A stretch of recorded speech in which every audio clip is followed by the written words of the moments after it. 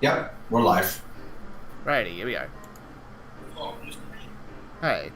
Hello, everybody. This is Sakura Diesel here, and oh my god, we are finally back doing Professor Layton after so long and such. So, yep, here we are. This is the final game in the Professor Layton original trilogy, Professor Layton and the Unwound Future. Or if you're from Europe, this is known as Professor Layton and the Lost Future. Lost future, that's correct. Yep. That's correct.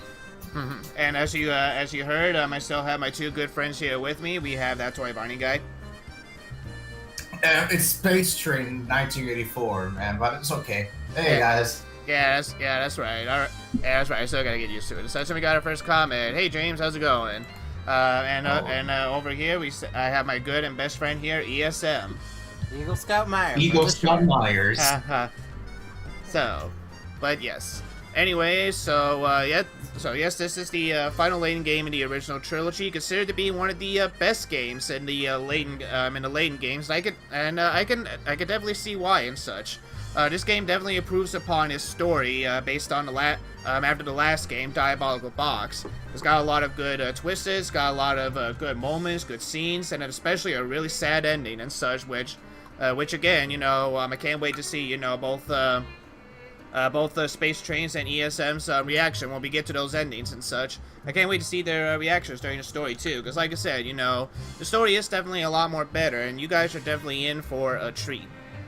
Okay, so I'm gonna say this. I've only seen a little bit of this game, not too much because I don't want to be spoiled. I only seen a little bit of it, and from what I've seen, it's definitely gotten me excited. Much better than the previous game. Alrighty, as of always, I have played these Professor Layton games before. So again, for those wondering why I'm playing it again because again, I want to see, do these games still hold up after my initial playthrough? Do I still think these are good games? And what can I expect from the next, set of Layton games known as the prequel trilogy and everything? And just as always, even though I've played the game, my good friends ESM and SpaceTrain have not played them before. So basically, just like last time, I'm going to give them a chance to answer all the puzzles as much as they want. If they get lost or if they want any hints, they're allowed to ask for hints. Or if they want me to give them the answers, they can do that as well too. But alright, enough with the chit chat. Let's go ahead and start a new game. And this time we don't have to worry about writing a name. We have to basically type it out. So in good old fashion, I'm going to close my eyes. Oh boy, here we go. Hey, no. Back it up. No, I'm keeping this. Okay, we are called, No! Yes! It does not resemble the real world. You hear that? You heard it here first, folks. Time travel does not exist. So. Sounded like you went back in time with all the stuttering. That was the case. Alright.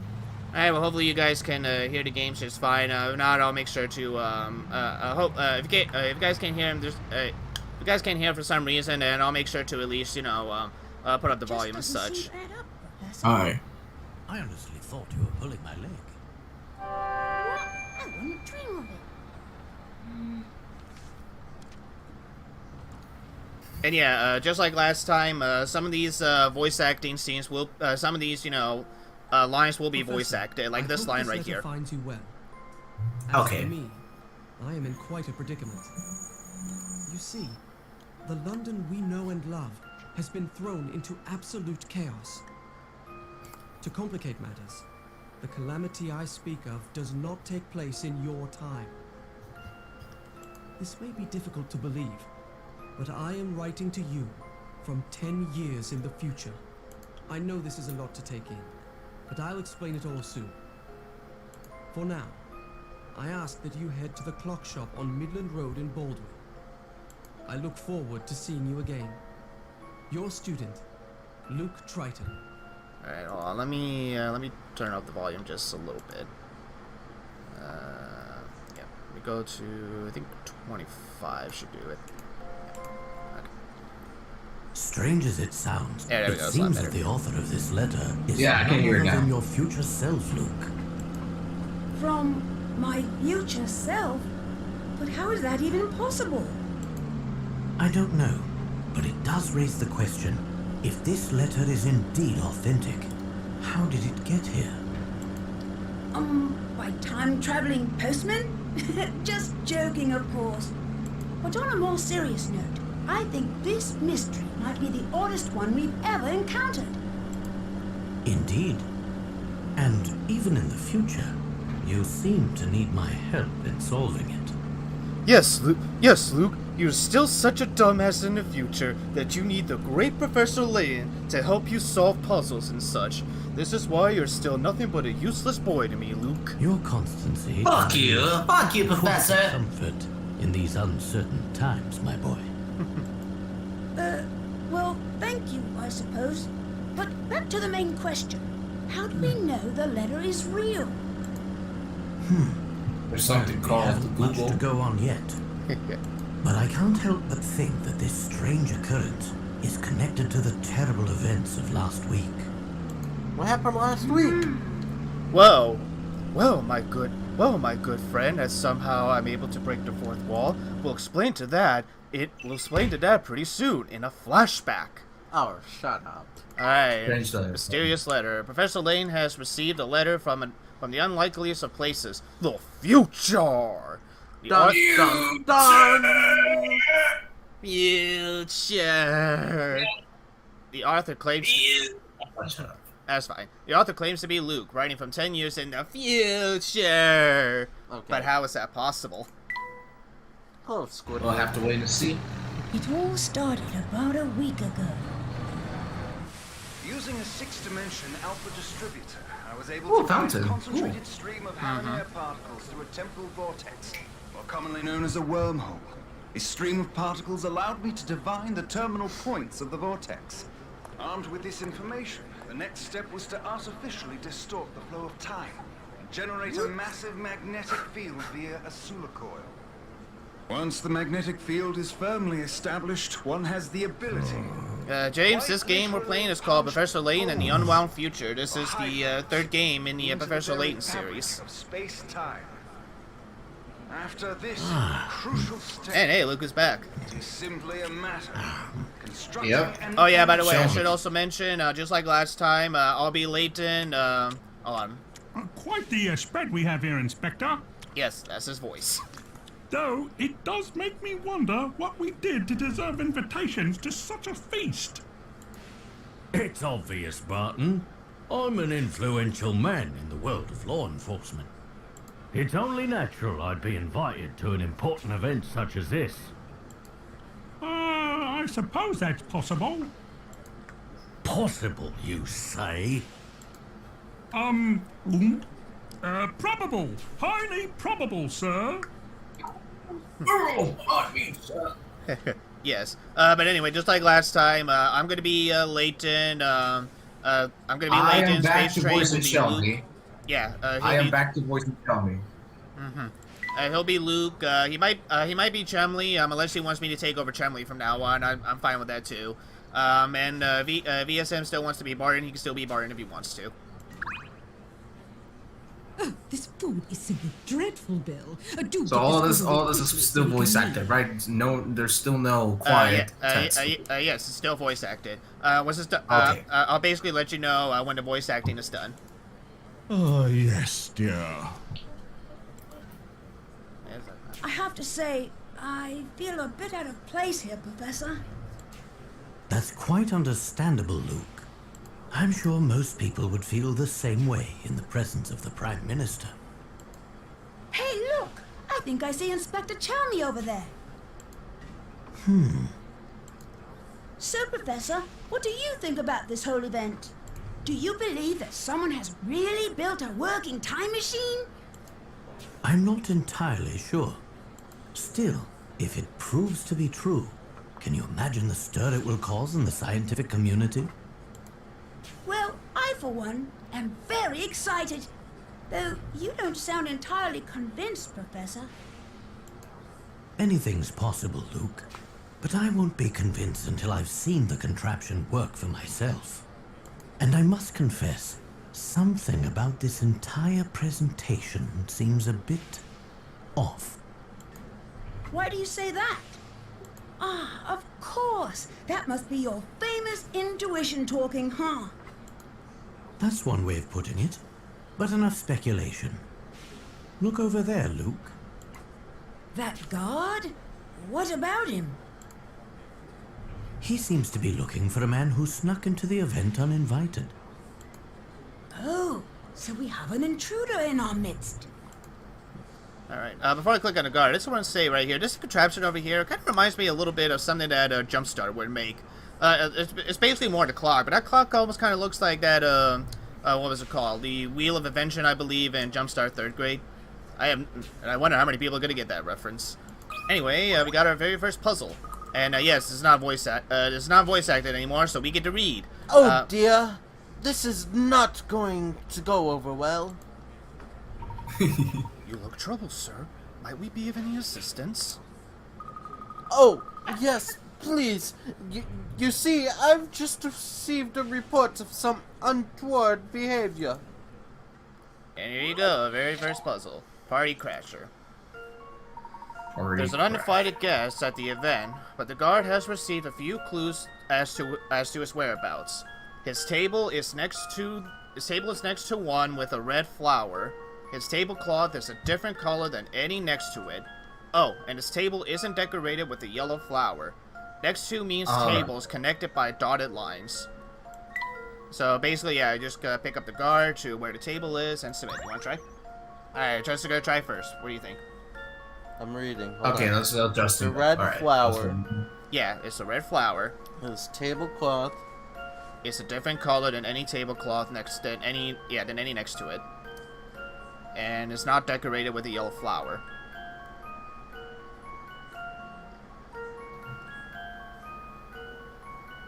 Okay. That one. Think this one? Alright. Let's try it.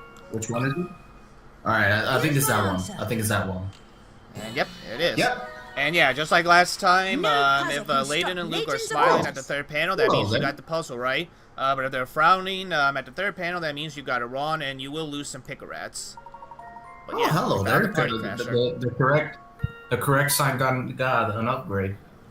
Oh yeah, yeah, you're right.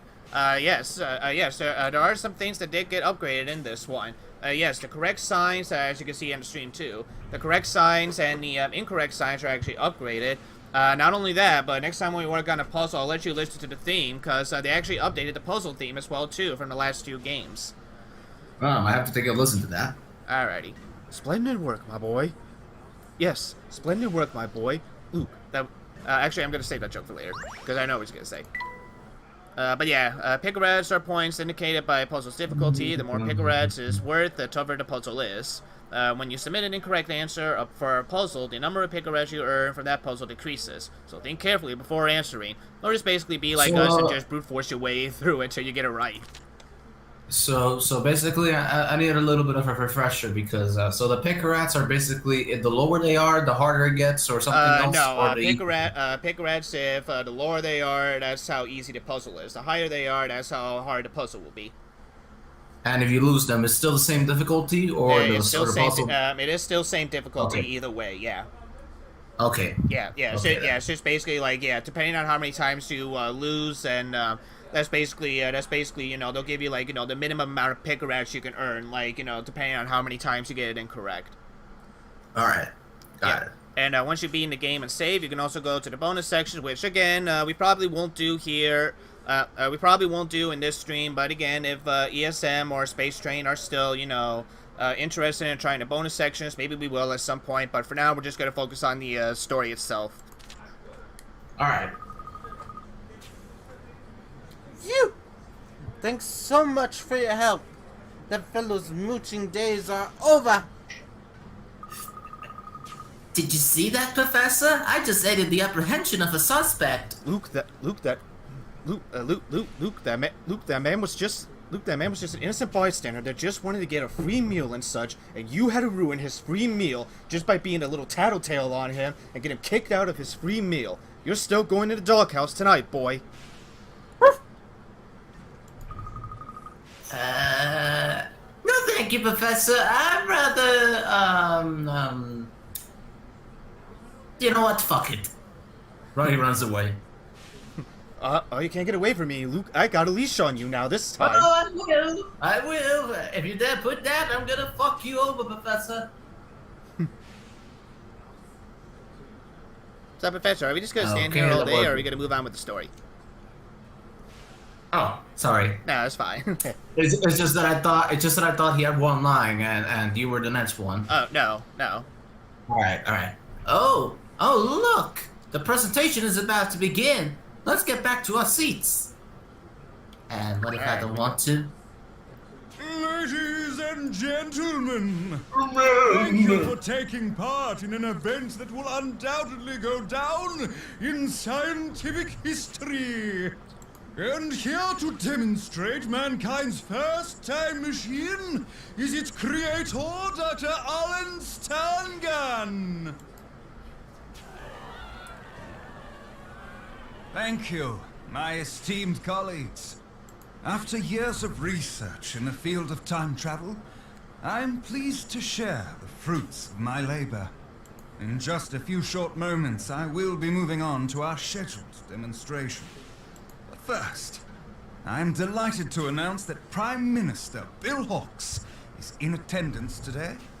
As such, I have reserved a very special seat for our very special guest. Please, join me on stage, Prime Minister. No need to be shy.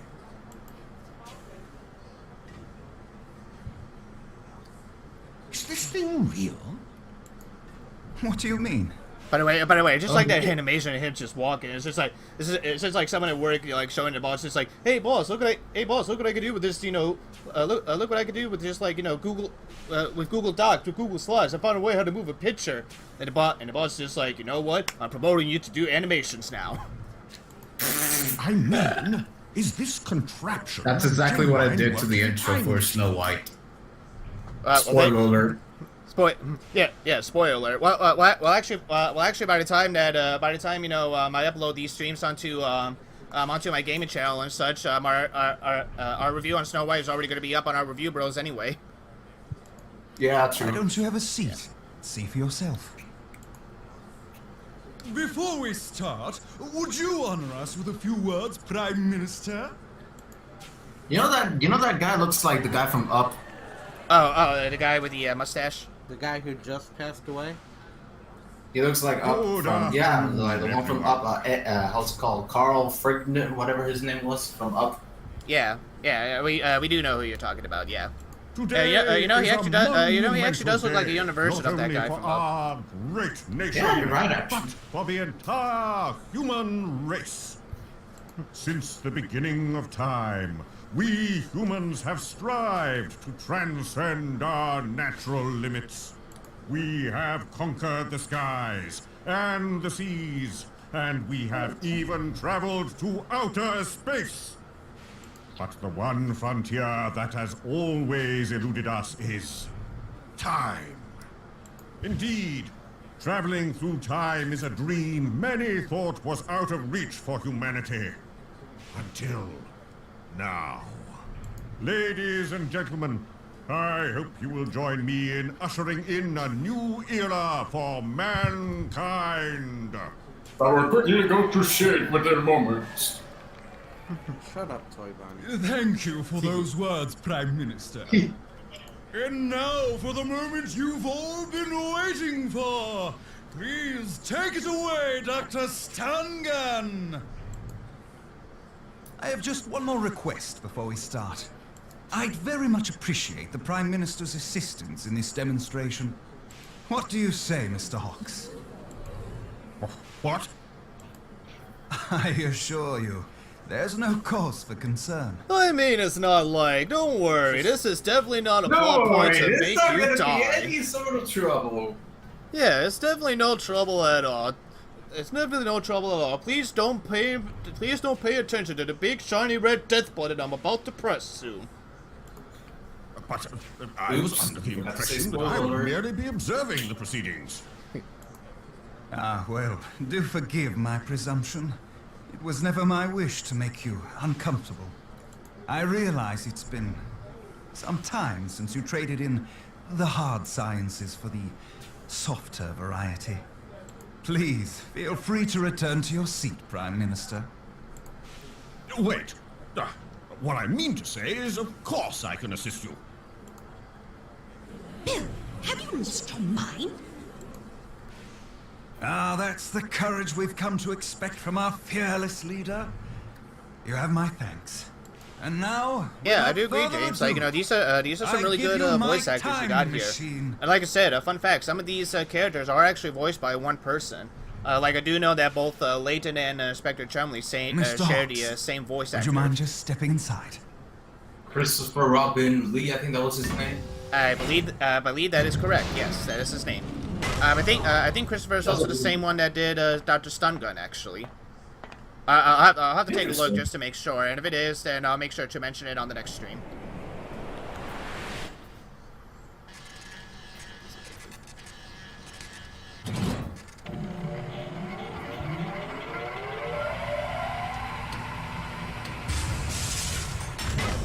Transfer Bill Hawks. Alright, let's see Yes. if this works.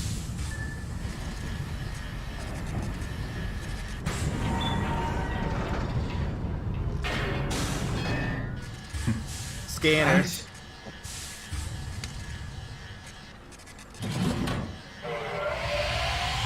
It's the Star Star. Oh? Why does that remind me of Robbie Ronin whenever he was about to put in the sky? Actually, I can see a little bit of activity. Blow him the fuck up! Holy crap! Yep. What the dickens just happened? What the dickens has happened? Oh no, what are you talking about, Layton? Everything's fine. It's not like something just blew up. Everything's fine. Where is he? Someone find Bill! Ladies and gentlemen, please remain calm and refrain from panicking. This is chaos. Yeah, that remember panicking? Dr. Stungun has vanished. Yeah, I mean... Everyone, please refrain from panicking! You there, stop murdering that person! Refrain from panicking! Time machine demonstration goes R. So you think that what happened last week is somehow connected to this letter? Wait, maybe if the time machine was real, this letter is real too. I don't know about that, but these two elements aren't the only puzzling Damn, issues. they're so dramatic and Britain fit into a typical explosion right there. Well, I mean, like, you know what they say, Britain's already known for, like, you know, blowing shit up every single time. I mean, just take a look at their wars. Have you heard about the recent disappearances occurring Yeah, here true. in London? Still a nice place to visit, though. Oh yes, It is, I read it about it in definitely the is. paper. By the way, what the fuck is up with this guy and, like, you know, the, what the fuck is up with this guy in the bottom left? It looks like, like, what the fuck is up with his mouth? I didn't even know your mouth could go that far wide. and also too, I like how they try to make the letters look like in English, but it looks like it's written in Chinese or something. Yeah, it looks like the printing. There was a vanished. printing misprint. Yeah, it does look like it. Yes, and I can't shake the feeling that those disappearances are linked to this whole affair. In any case, it seems our best course of action is to head to the location mentioned in the letter. Good idea. Alright, missing leader. Excuse me. Prime Minister Bill Hawks mysteriously disappeared during the time machine demonstration. No trace of him was found. So where could he be? So where could he possibly be now? No, he's dead. If he's there, play the Mario death theme. Just play the Super Mario Brothers Game Over soundtrack. Following the clue in the letter, Okay, whatever. the professor and I set off. What a I've noticed that wonder. the game is more heavily voice Biggest acted than mystery previous ever games. encountered. Oh yeah, yeah. This game in particular is definitely a lot more voice acted than it was in the last two games. And I know that is definitely going to carry on once we get to the prequel trilogy too. Yeah. To my dear friend. Somehow, a single letter had made its way I can just imagine, back Luke reading up the letter. He and sees the the name. It's sender, just like, strange am as I it writing to an sounds, alien or was something? me. The future me, that is. Little did we know that this letter would draw us into the strangest of situations. I mean, it said the child literally had to deal with, like, you know, a vampire and a killer box in the last game. I'm pretty sure, like, nothing will be any. I'm pretty sure after this, like, you really shouldn't be surprised about anything in this universe anymore. Exactly. Save your progress. Yeah, good idea. All right, yeah, we're gonna save. You never know what's gonna happen. Hey, prologue: the clock shop on Midland Road. Clock shop on Midland Road. All right, let's get started. Here we are. You can voice finally. now. Yeah. Here we go.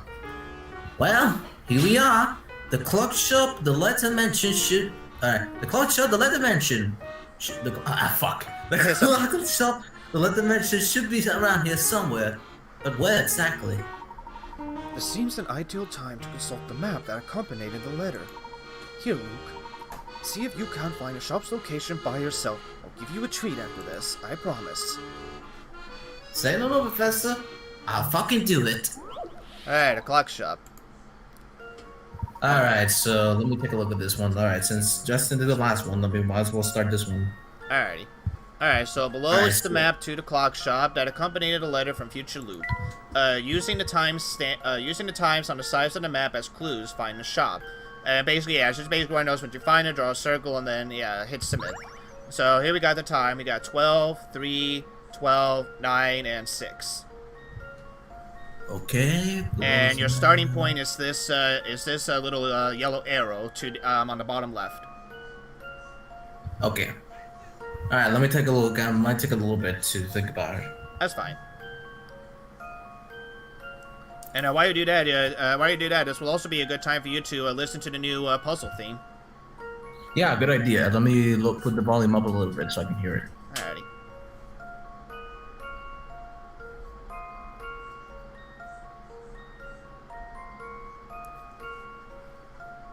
Yeah, I noticed it got updated. All right, and I finally got the answer, H. All right, well, let's take a look. And they also added a new feature to the memo feature, because now they added colors. And not only did they add colors, but you can make it you can make it smaller, you can make it big now too.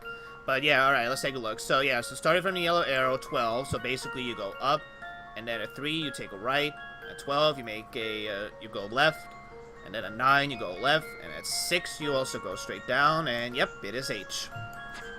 H, yeah. This one's as good as solved.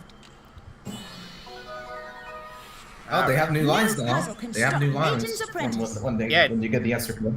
Yes, yes, they actually do. Yes, they actually have new lines for when you get it right, and they also have new lines for when you get it wrong as well.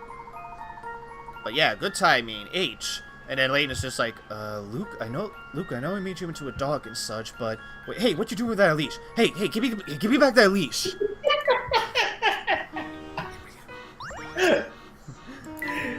Oh God. All right. Well, Great fun. Oh. Go ahead. You go. I'll say the joke later. All right. Great. Finding that shop should be a snap now. Let's go, Professor. Well, I don't know if I should give you the treat, but all right. How about this? I'll at least give you a half a treat. Here you go. All right.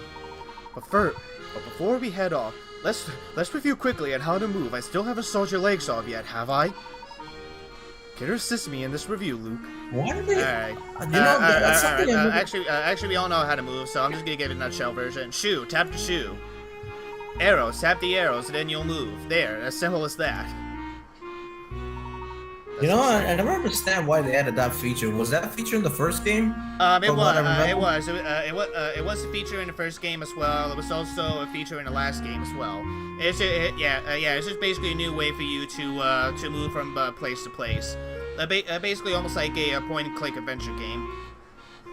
All right. Yeah, that's exactly right. So remember, whenever you wish to move, start by tapping that shoe.